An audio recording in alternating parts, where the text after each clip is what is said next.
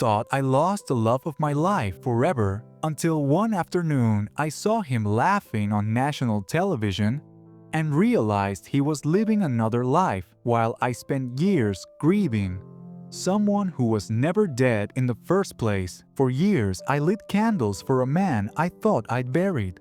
I mourned his voice, the grasp of his hand on mine, the tiny rituals we'd fallen into, such as how he always filled the coffee, even though I drank first.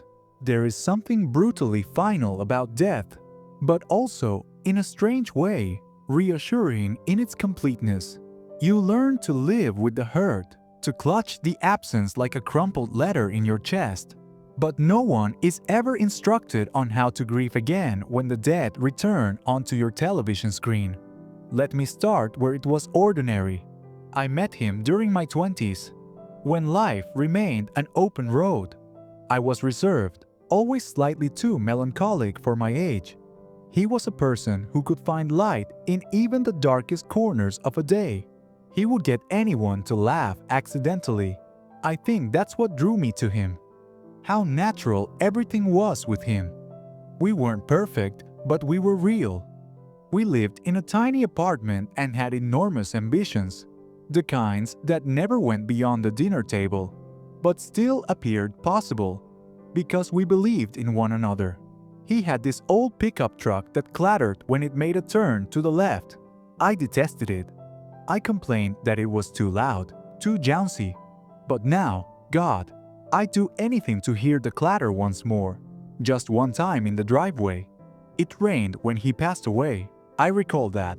Not the soft, forgetting by morning drizzle, but a hard, drenching rain that made everything feel heavier.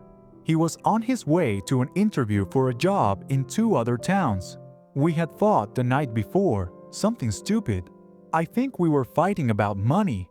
How we were just scraping together the rent. How I was so tired of living paycheck to paycheck while he chased something more. I'd said some things I didn't mean.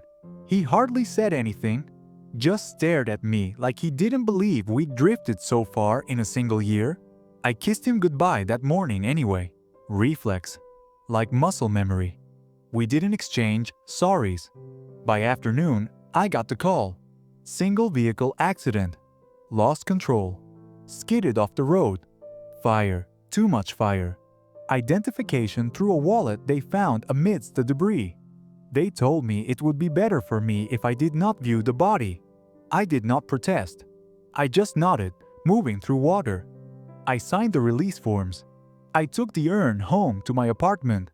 I sat on the floor for hours and simply stared at it, trying to find some trace of him in the chill gray powder. I slept not at all. I did not answer calls. Food was brought to me. Much of it was wasted. My world contracted to one apartment, one bed, one toothbrush dirty on the counter. For months, I spoke not of him to anyone. I simply relived our last morning over and over, wishing I could rewind, wishing I'd apologized first. I eventually left that place. I just couldn't take the silence. I found a smaller apartment, worked at a job where I didn't have to talk much. I kept my social contacts to a minimum. Grief has a way of remolding you. I didn't know the woman I became after him, but I lived that life anyway. Day by day, quietly. And then, 3 years later, it did. I was washing clothes.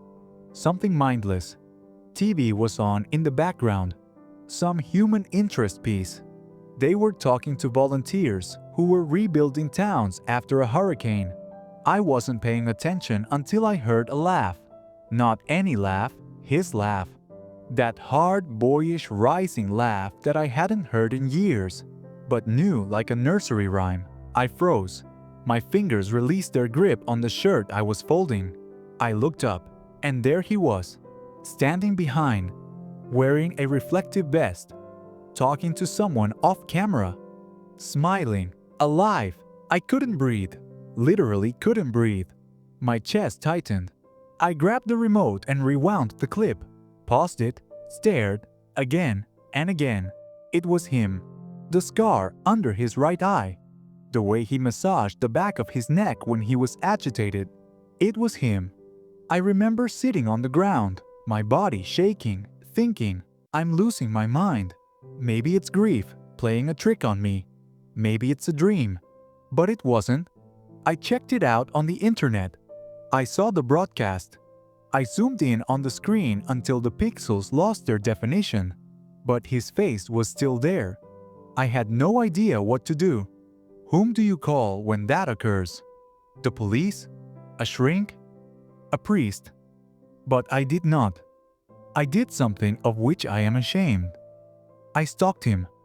I replayed that incident over and over. I found the group he was volunteering with. I phoned them, lied, and said I was a journalist, asked to be put in touch with their volunteers. I was given a name. Not his. Another one. One I had not previously known.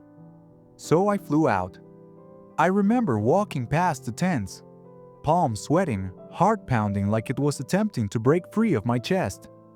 And then, there he was, lugging wood, laughing with another individual, just alive, like nothing ever happened. I don't even remember walking toward him. I just remember him turning, seeing me, freezing. His face went white. What the hell? He panted. His voice cracked. He looked like he'd just encountered a ghost. I guess, in a way, we both had. I asked him one question. Why? He didn't say anything at first. He stood there staring at the pavement, rubbing his hands over his face. Then he spoke. It wasn't meant to go down like that. Turns out, he staged it. The accident, the fire, the wallet, all of it. I don't know the full story. He didn't share all of it with me. But he did tell me he was trapped. That the debt, the pressure, the life we'd built, it was too much. He wanted out. Not only from me, but from it all. So he vanished, staged his own death, created a new life using a new name, new job, new everything. I thought it would be easier for you if I was dead, he said. Cleaner. I slapped him. I didn't mean to. It just occurred. My hand moved before my head could keep up. And I cried, not the quiet kind. I bawled, right there, in front of strangers and tents and God. I cried for every night that I curled up on the floor of the bathroom, for every nightmare, every time I went to therapy, every quiet morning where I still involuntarily reached for him. He didn't try to hold me, he just stood there, let me fall apart, and when I was done, I walked away. I didn't look back, I didn't tell anyone anything for a very long time. Who would ever listen? I hardly even believed me. I told myself maybe he died on that day in some other way, and the man that I saw was just some other guy entirely. Some guy that I once loved, but no longer knew. Grief comes in a new form, but it never leaves. You just learn how to live with it. I learned how to carry two kinds, one for the man that I lost, and one for the truth that I found out. Now, years down the line, I am stronger, not because I had wished to be, but because life had asked me to be. I still wake up on some mornings with the weight of that same grief pressing down on my chest, but I also breathe. I move, I live. If anything, I realize that sometimes closure does not always mean answers, that sometimes it's acceptance. Acceptance that you may never know someone else's choices, but you can still choose for yourself. And I did. I chose to move on, even after him.